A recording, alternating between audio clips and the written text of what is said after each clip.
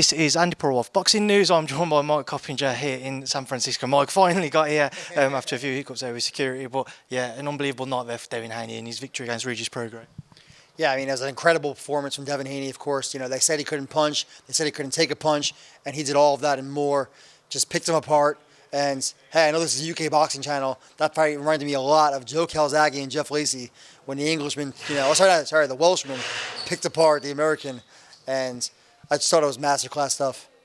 What surprised you the most or impressed you the most with Devin's performance? I definitely thought Devin was going to be dominant. I think the surprise was that he won every single round. I'm not surprised that he dropped him. Devin's a really hard worker. He's a sharp puncher. He has incredible defense. And Regis said it best. You know, his footwork is really the best part about his game, I think.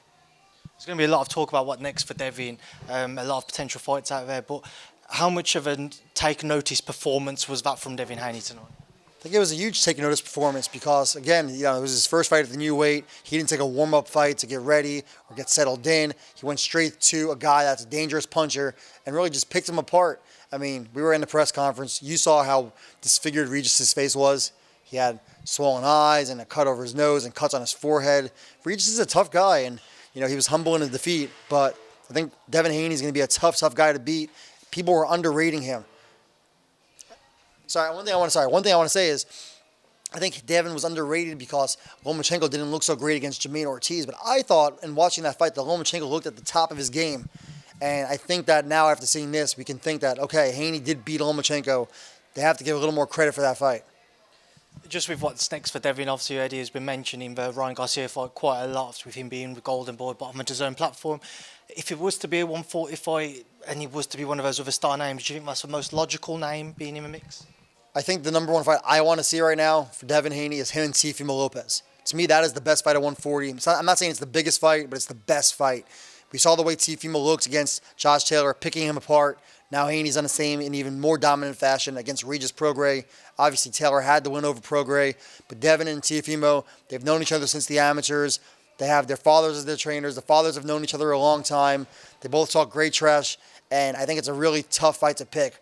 You know, you have a guy in Devin Haney who's long, big. I think he's bigger than a lot of people thought at 140, and clearly has some pop now. Teofimo, obviously, the more explosive puncher, an athletic guy that likes to mix it up and has been in some real firefights. I think that's the fight. Would you make it Devin suggesting 147? I think Haney looks big at 140. I don't think 140 is easy for him to make it either. You know, 135 he was really killing himself. I've seen him in the gym. Look, the big fights are really at 140. Unless you're going to fight a Terrence Crawford at 47, that's a monster fight. But otherwise, I think he's got to be 140. Just go away from this, Mike. There's a lot of talk about the Conor Benn Eubank Jr. fight. Speaking with Frank and Eddie, they said this week, so Sunday, it's the cut-off, and that is their official cut-off. Do you think we see? Yeah, that's what they're saying. That's what Frank said to me earlier as well. So if it isn't delivered by these next couple of days, do you think we still see it, or do you think that it's not happening? What do you know about it? I mean, from what I hear is that, you know, Eubank's trying to get more money. He's negotiating. That's his right. I know it's a big fight across the ponds. I just wonder if the fight is losing steam the longer we wait. It doesn't feel, again, I'm in the U.S., it doesn't feel like it was as big as it was originally when it was first being discussed. But I still want to see it at this point. I know they keep saying, you know, it feels like every single week is the deadline. It feels like Joshua Wilder all over again on a different scale. I hope we see it. Just if we don't see, Eddie and Frank have mentioned the potential to keep him going on February 3rd.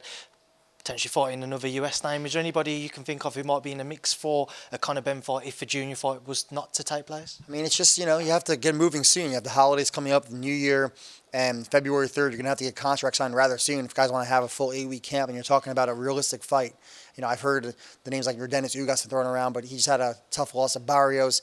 You get Barrios? I think that's tough as well. Barrios, everyone knows, is going to be elevated at some point, and a lot of people are trying to fight him right now.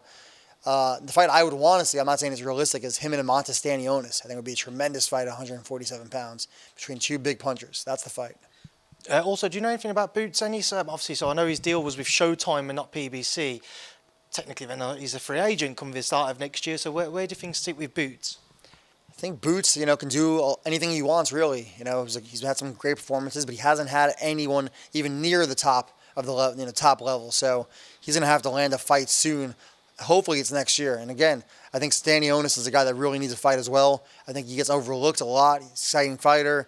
You know, he's supposed to fight Virgil Ortiz and it fell apart, injuries and all that. But Stanionis, Conor Benn, Jerron Boots Ennis, and then you still have the top man, Terrence Crawford. We'll see what he's going to do. I don't think the Errol Spence fight is a foregone conclusion. Mike, listen, it's a pleasure to talk to you tonight. You obviously enjoy the remainder of this year if I don't see you before 2024. And thank you for giving me your time and thanks for speaking to me. Thank you as always.